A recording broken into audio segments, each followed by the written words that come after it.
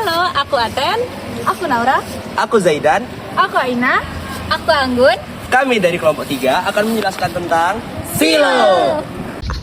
Setiap alat industri kimia tidak hanya bergantung pada reaktor, heat exchanger, ataupun kolom distilasi, tetapi ada juga peralatan pendukung yang memastikan bahan baku dapat disimpan dan dialirkan dengan baik.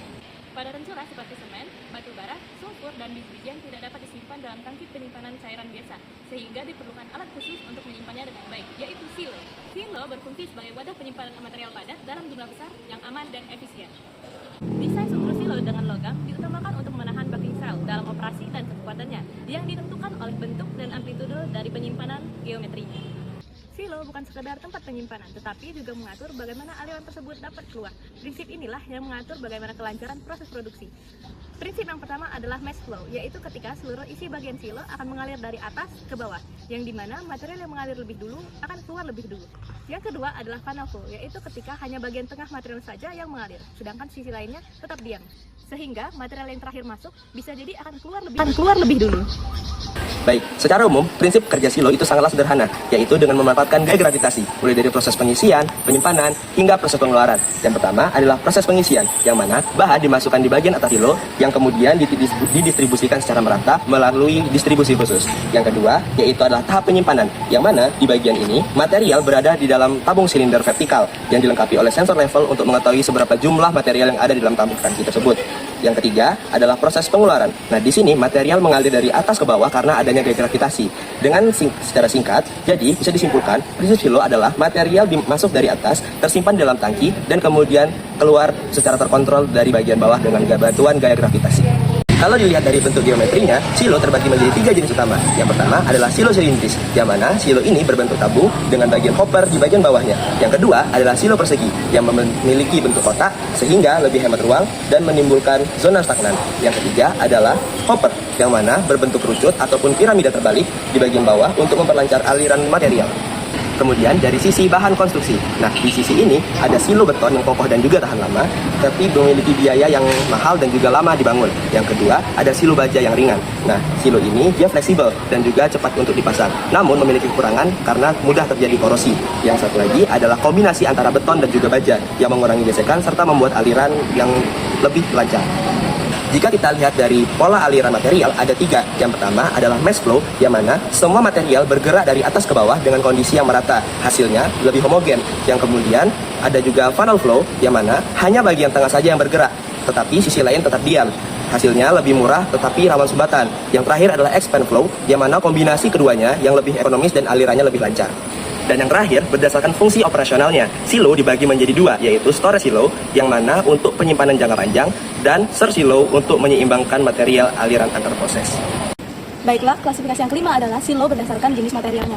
Yang pertama itu ada grain silos, di mana silos ini sendiri itu diperuntukkan untuk menampung gandum, jagung, dan juga kedelai. Di mana pada silos ini sendiri itu memerlukan ventilasi untuk menghindari jamur. Yang kedua itu ada coal silos, di mana silos ini sendiri itu diperuntukkan untuk menampung batu bara dan juga biji mineral yang memiliki karakteristik umum diperuntukkan untuk menampung material-material berat tadi dan juga abrasif. Yang ketiga itu ada powder silos, di mana powder silos ini sendiri itu digunakan untuk menampung semen, tepung, dan juga bubuk-bubuk kimia. Nah, pada powder silos ini sendiri itu biasanya rawan terjadinya segregasi, debu, dan juga bleaching. Karena itulah pada powder silos ini sendiri itu memerlukan aerasi. Baiklah, klasifikasi yang keenam adalah silos berdasarkan lokasi dan juga mobilitasnya. Terbagi menjadi 2. Yang pertama itu silos tetap ataupun silos yang permanen, di mana silos ini sendiri itu biasanya dibangun tetap pada suatu lokasi, memiliki kapasitas yang besar, kokoh, dan juga memiliki biaya perawatan serta pembangunan yang cukup tinggi. Yang kedua itu ada silos portable, di mana biasanya silos ini dibangun sesuai dengan kebutuhan. Silos ini juga memiliki kapasitas yang lebih kecil dibandingkan silos tetap tadi, serta fleksibel dan juga memiliki biaya perawatan dan biaya pembangunan yang lebih kecil.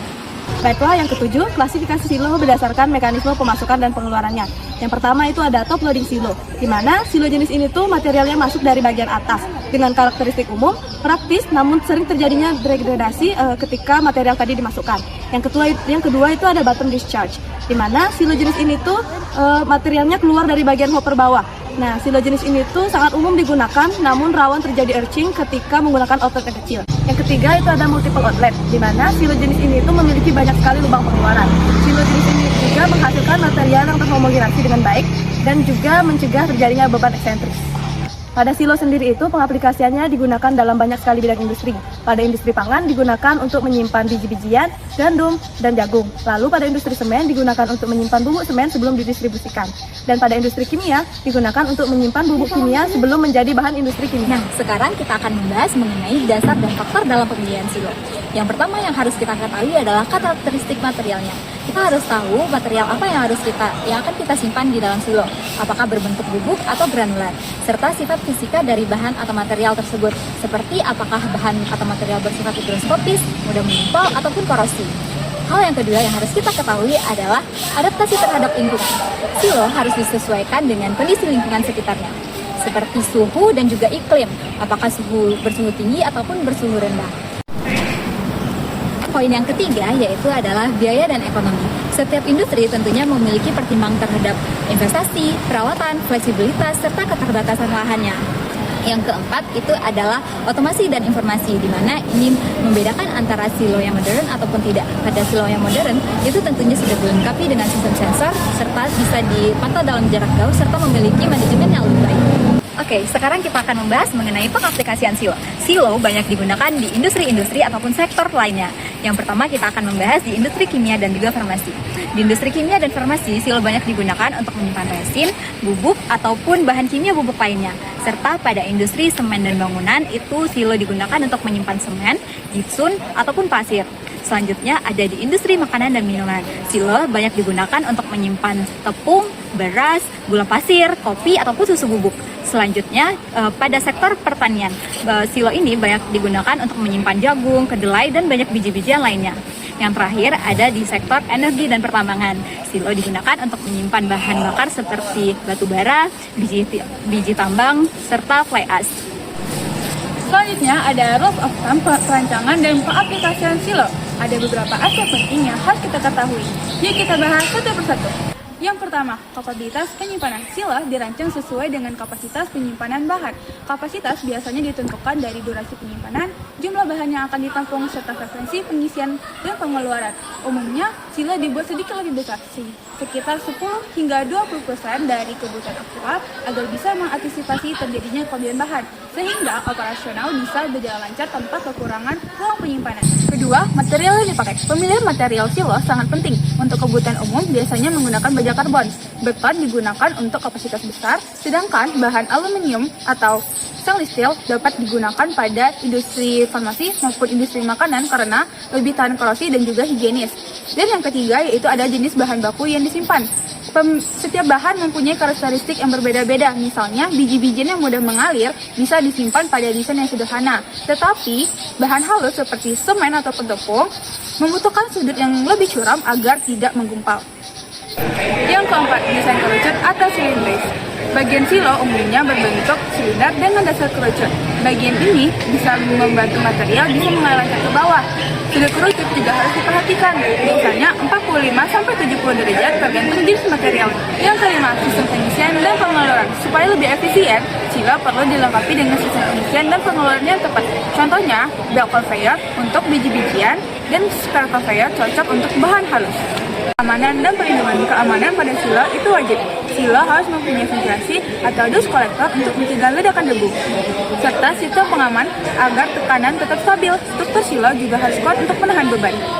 Yang ketujuh dan yang terakhir yaitu perawatan dan kebersihan. Perawatan rutin seperti pembersihan dinding, sambungan, maupun sistem pengeluaran sangat penting. Untuk industri makanan, kebersihan juga harus dijaga agar bahan tetap aman dan tidak terkontaminasi. Untuk perhitungan perancangan silo dalam konteks ini akan membahas tentang perancangan silo untuk penyimpanan semen dengan kapasitas 10.000 ton. Material utama yang digunakan adalah beton bertulang K350 dengan tulangan baja FY 300 MPa serta baja struktural BJ 37. Dari hasil perhitungan, dengan massa jenis semen sebesar 1,2 ton per meter kubik, maka kapasitas volume yang dibutuhkan sekitar 8.333 meter kubik dengan diameter silo 20 meter, diperoleh tinggi isi sekitar 26,5 meter. Dalam perancangan ini, selain beban mati dan beban isi dari material semen, juga diperhitungkan beban hidup pada atap sebesar 500 kg per meter persegi, beban gempa sesuai standar SNI, serta beban temperatur akibat perubahan suhu sampai 40 derajat Celcius. Untuk alur perhitungannya, yaitu yang pertama, kapasitas massa 10.000 ton dikonversi ke volume. Hasilnya 8.333 meter kubik dengan diameter 20 meter. Luas alasnya sekitar 314 meter persegi, sehingga tinggi isi semen mencapai sekitar 26,5 meter. Kedua, dari data sudut reposa material sebesar 25 derajat, diperoleh koefisien tekanan lateral sebesar 0,406. Untuk bagian kon dengan sudut 10 derajat, tinggi efektifnya adalah 1,77 meter, hidraulik radius silo adalah 5 meter. Ketiga, tekanan lateral dihitung menggunakan metode Jason dan Reinberg, di mana tekanan semakin meningkat ke arah dasar silo. Terakhir, dari hasil pemodelan struktur didapatkan rancangan akhir dengan dinding beton tebal 400 mm, kolom berukuran 2000 x 3000 mm, pile cap 35,6 x 34,4 meter, dengan tebal 2,7 meter, serta pondasi tiang panjang berdiameter 450 dan 600 mm. Nah, untuk kesimpulan dari materi ini, yang pertama adalah silo merupakan salah satu peralatan yang penting dalam industri. Nah, khususnya untuk penyimpanan material curah seperti biji-bijian, semen, tepung, bahan kimia dalam bentuk serbuk, dan lain sebagainya. Prinsip kerja silo itu dengan memanfaatkan gaya gravitasi, mulai dari proses pengisian, penyimpanan, hingga pengeluaran. Nah, silo sangat beragam berdasarkan bentuk geometri, bahan konstruksi, pola aliran, fungsi operasional, jenis material yang disimpan, hingga mobilitas dan mekanisme pengisian maupun pengeluaran. Nah, dengan demikian, silo tidak hanya berfungsi sebagai wadah penyimpanan, tetapi sebagai bagian penting dalam rantai produksi yang berperan meningkatkan efisien, keamanan, serta berkelanjutan operasional sebuah industri. Nah, sekian materi dari kami. Dadah!